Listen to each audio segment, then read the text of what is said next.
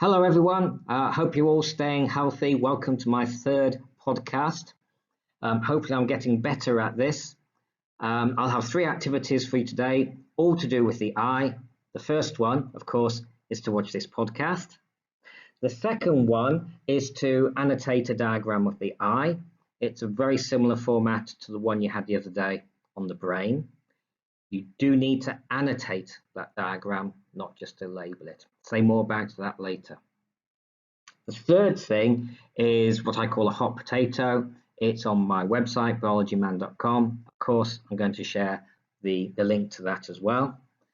And I'll say more about that towards the end of this podcast. So we have 4 learning objectives today. The first one is to list the sense organs. That will be very brief and very easy. I'm sure you know what your senses are already. 2, draw and label the structure of the eye. Ignore that. I need to change it. All you need to do is label the structure of the eye. 3, describe how pupil size is controlled. And finally, explain how the eye focuses on near and distant objects. So people often say we have 5 senses. Really, that's not true. We actually have 5 major sense organs. We actually have 8 different senses. So the first one is our eyes. The back of our eyes, the retina, contains photoreceptors. And those photoreceptors, of course, detect light. Our second sense organ is our ears, and that actually senses 2 things. One is the obvious one, perhaps, which is sound, but perhaps not so obvious is your ears also very important in terms of your balance. There are structures inside your inner ear which actually detect movement from left to right and up and down. Of course, if we go on a fairground ride or something like that, it causes great confusion. We end up feeling a little bit dizzy. The next sense organ is the nose, sometimes called the olfactory organ, and that contains chemoreceptors, and chemoreceptors, of course, detect chemicals that are in the air, what we call smell. Fourthly, we have the tongue. This also contains chemoreceptors, and they are involved in taste. And clearly, there are some similarities between the tongue and the nose, in that they both contain chemoreceptors. If something smells sweet, it tastes sweet. They are very, very similar senses. Finally, we have the skin, and there are a number of receptors in the skin, including thermoreceptors, baroreceptors for pressure, and there are touch receptors. So our main focus is going to be the eye. I'll start at the front of the eye. We have the cornea, which is a transparent window at the front of the eye. It allows light into the eye. Because of its curved shape, it does actually bend the rays of light a little bit and help in the focusing process. Behind that, not actually labelled on here, is the aqueous humor, which is just a sort of liquid that's found within there. Just here we have the iris. The iris is the coloured part of your eye. It may be brown or blue or grey. And in the middle of the iris, of course, is the pupil. Just there. Didn't highlight very well, but just there. That's just obviously a hole through which light will travel. And of course, it will hit the lens. The lens will change shape, because if the lens is fatter, or if you like more convex, it will bend the rays of light more. You might know that from physics. If it is flat or less convex, then it will not converge the rays of light so much. And we'll see the importance of that later on when we take a look at something called accommodation. We have the suspensory ligaments, and what they do is they connect this ciliary body here, sometimes called the ciliary muscle, to the lens just here. When the ciliary muscles contract, the suspensory ligaments will actually become slack. The reason for this is ciliary body, the muscling there is actually circular. And I couldn't find a rubber band, so this was the best I could come up with. This is what actually holds my my rear light onto my bike. So if the ciliary muscles contract, clearly the diameter becomes less. And when they relax, the diameter will obviously increase. So when the ciliary muscles contract, as I said earlier, suspensory ligaments become relaxed. That means the lens is not being stretched, and due to its own elasticity of the lens, it will become fatter and therefore converge rays of light more. As we get older, which is what I found over the last few years, is that the elasticity of the lens actually decreases. It hardens a little bit. So that now, when my ciliary muscles contract, the lens doesn't become quite as rounded or quite as fat as it used to be. So I find it harder to focus on close things, which is why, of course, I'm wearing these. Behind the lens, we have what's known as the vitreous humor, just there. Aqueous is watery, vitreous is more like a jelly-like substance. And its purpose is simply to make sure the eye remains pretty much almost a sphere. If this vitreous humor wasn't here, then your eye would be like a flat football. It would lose its shape. If it loses its shape, then the image it forms would, or the image that it processes would become distorted. At the back of the eye, what isn't shown here is that all the nerves going from the photoreceptors, that's the rods and cones, actually run over the surface of the eye. Thankfully, they're transparent, so that light can travel through them. But of course, they need a way out. So the way out is actually through the blind spot and down the optic nerve. That's why we have a blind spot just there. I think I should later, maybe on a separate podcast, do a little activity where I can show you how to determine your blind spot. Behind these nerves, we have the retina. In the center part here is called the fovea.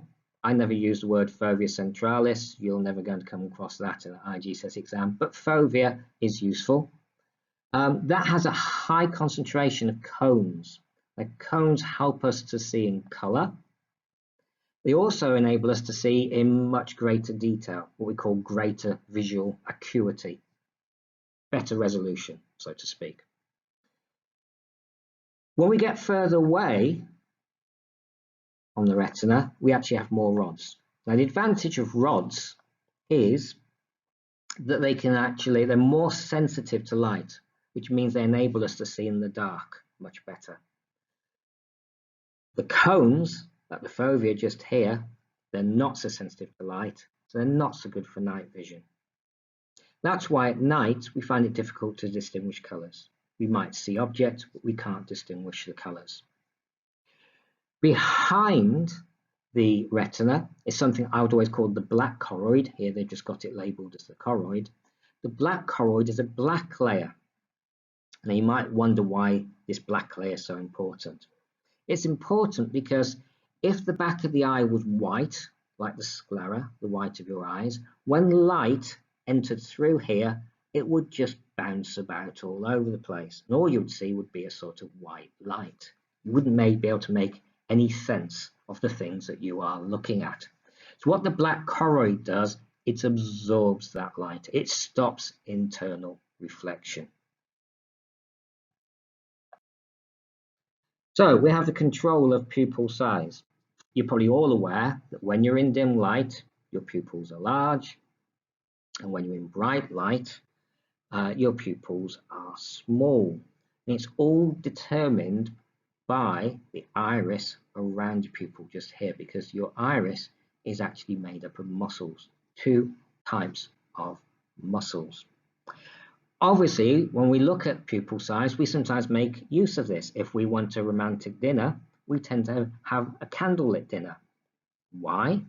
Because candlelight is dim, it makes our pupils bigger, and it makes us more appealing to other people. If you're not sure about that, think about the animals that are most attractive. Animals like Labrador dogs have big eyes, and that makes them look very, very lovable. Animals like mice tend to have small eyes, and while some people do like mice, they don't somehow have quite the same appeal. So big pupils and big eyes are always obviously attractive. So how does it work in terms of the muscles? There's two sets of muscles, just like in your arm, you have the biceps and triceps, antagonistic muscles working opposite ways. It's just the same within the eye. We have two sets that work in opposite ways. So when you're in dim light, what happens is the radial muscles that radiate out from the center like the spokes of a wheel, they contract and they actually pull the inner edge of the iris outwards. And of course, that makes the pupil bigger. Obviously, some drugs can have this effect as well. Some hormones as well, so that if you have high adrenaline levels, for example, if you're scared, it makes your pupils dilate because adrenaline has an effect on these radial muscles and therefore makes the pupil dilate and become larger. If we go out in bright light, then there are circular muscles. And circular muscles, again, a bit like our rubber bands. When they contract, they go inwards. When they pull inwards, they pull the inner edge of the iris inwards, and it makes the pupils smaller. So I'm going to talk about accommodation. Now, I'm not going to tell you about my accommodation just here. When I'm talking about accommodation, I'm talking about your eye's ability to accommodate both distant and near objects. Your eyes obviously have to adjust, just like your camera adjusts for far and near objects in just the same way. So how does it do this? Well, it does this by changing the shape of the lens. Here we have a distant object. If we look at the rays of light of distant objects, they are almost parallel as they approach the eye. What this means is they don't need bending so much. So your lens needs to be flatter. And the way that's achieved is by the ciliary muscles actually relaxing. Now remember, if they relax, then they actually become larger diameter. And if they relax, then it will tighten the suspensory ligaments. It will pull the lens outwards and make it flatter. And therefore, the rays of light will become focused on the back of the retina. Now for near objects, we have a close focus. Notice here the rays of light are diverging. That means the lens needs to be a lot fatter, a lot more rounded, as we can see just here. Well, how is that achieved? The ciliary muscles contract. Remember, when they contract, the diameter gets smaller. Therefore, the suspensory ligaments become slack. You should be able to see that they are slack just there and just there, which means due to the natural elasticity of the lens, it will actually become fatter, unless you're getting old like me, in which case it still remains a little bit too flat, so I need my glasses. The rays of light result are bent a lot more, and the object becomes focused on the back of the retina. So here I have a table with two-way options in each case, which will enable us to compare our eyes when we're actually looking at distant objects and near or close objects. First, we take up the rays of light for a distant object. Then obviously those rays of light will of course be parallel, or at least almost parallel. The ciliary muscle will be relaxed. And if you think about it, while you spend a lot of time working on your computers at the moment, your devices, it's actually good to look into the distance for periods of times, and it actually relaxes the ciliary muscles in your eyes. The suspensory ligaments will become taut because the diameter of the ciliary muscle, which is circular, remember, is greater. That's going to pull the suspensory ligaments, and the effect that's going to have on the lens, of course, is that the lens will become flat. The parallel rays of light do not need to be bent as much.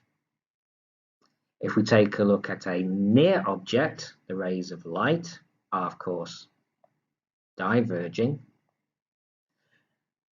The ciliary muscle will be contracting, which is why long periods of looking at devices, long periods of reading can make the eyes feel tired. It's not quite the same you're watching TV, because your TV is usually further away than the devices or books that you actually look at. With the suspensory ligaments, they will become slack, and due to the elasticity of the lens, it will become fat. And that's important, of course, because you need a fat lens, which is going to be more able to bend the diverging rays of light from a near object.